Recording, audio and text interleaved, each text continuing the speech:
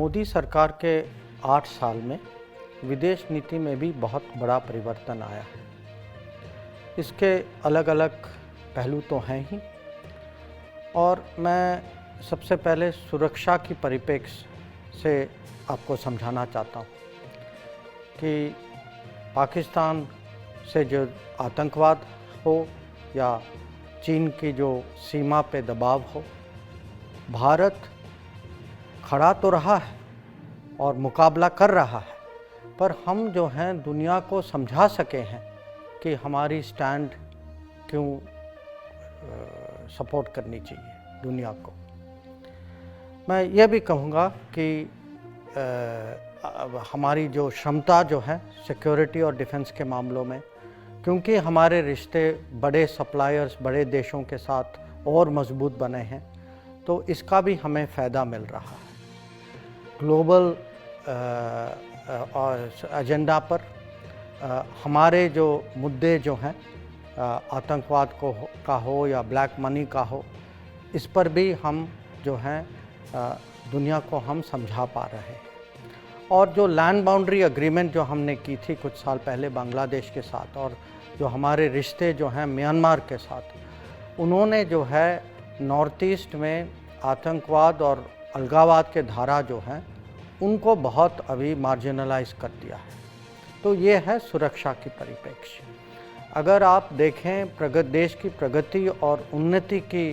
दृष्टि से, और हम कहते हैं इंग्लिश में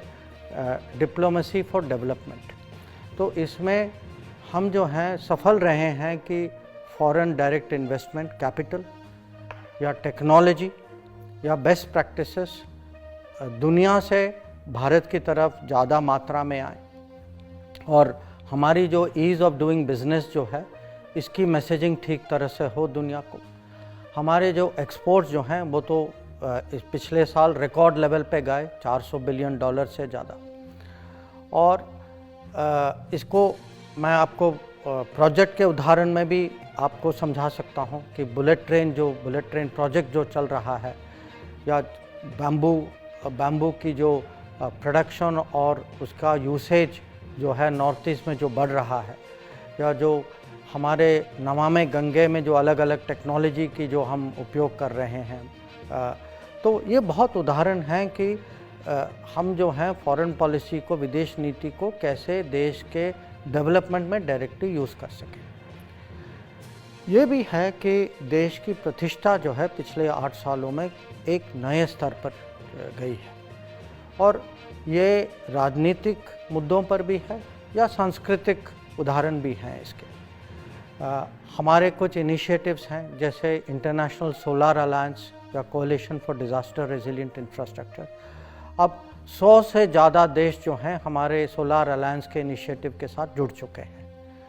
अगर आप संस्कृति की बात करें तो जिस तरफ से योग दिवस अब पूरे दुनिया में मनाया जाता है, ये तो किसी ने पहले 2014 के पहले सोचा भी नहीं था। और छोटी चीज़ें हों बड़ी चीज़ें हों, मैं कह सकता हूँ कि आज आयुर्वेद हो, भारत की इनोवेशन और टैलेंट जो हो, हमारी फार्मेसी ऑफ द वर्ल्ड जो इमेज जो बनी है, जो वैक्सीन मैत्री के तहत हमने पूरे दुनिया को कोविड महामारी के समय में vaccine made in India vaccine पहुंचाई है, ये सब आज मैं सचमुच कह सकता हूं कि भारत की इमेज कुछ अलग हो गई है। और आखिर में मैं ये भी कहूँगा कि जो सामान्य नागरिक जो हैं उनके लिए क्या फ़र्क पड़ा पिछले 8 सालों में, और वो आजकल उनके लिए पासपोर्ट मिलना आसान भी है और बिना कोई करप्शन के है कि डायरेक्टली, क्योंकि बहुत सारी चीज़ें अब डिजिटल में हो चुकी हैं, या जब बाहर जाते हैं उनकी सुरक्षा, उसके लिए एक फ़ंड है जिसका यूसेज जो है उसकी उपयोगिता हमने और बहुत बड़ी कर दी है, और बहुत बड़ी मात्रा में इसका महामारी वंदे भारत मिशन के समय में लोगों ने इसका इस्तेमाल भी किया था। और जब कहीं संकट में फंस जाते हैं, जैसे हमारे विद्यार्थी जो यूक्रेन में थे,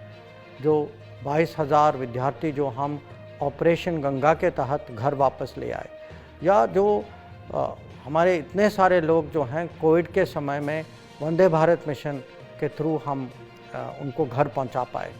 तो ये हैं बहुत प्रैक्टिकल, मैं कहूँगा ग्राउंड रियलिटी, जो आज आम आदमी सोचता है, जब उसकी जो समझ जो है विदेश नीति के बारे में, इसके कारण बहुत इसमें परिवर्तन आया है। और मैं अंत में कहूँगा कि जो सफलता जो हमें प्राप्त हुई है, जो विदेश नीति में जो हम आगे बढ़ चुके हैं, ये ओवरऑल मोदी सरकार की उपलब्धियाँ का एक महत्वपूर्ण हिस्सा है और हम लोगों को बहुत गर्व है कि हमें इसके साथ जुड़ने का अवसर मिला। हमारे चैनल को लाइक, शेयर और सब्सक्राइब जरूर करें और नई अपडेट्स के लिए बेल आइकन दबाना ना भूलें।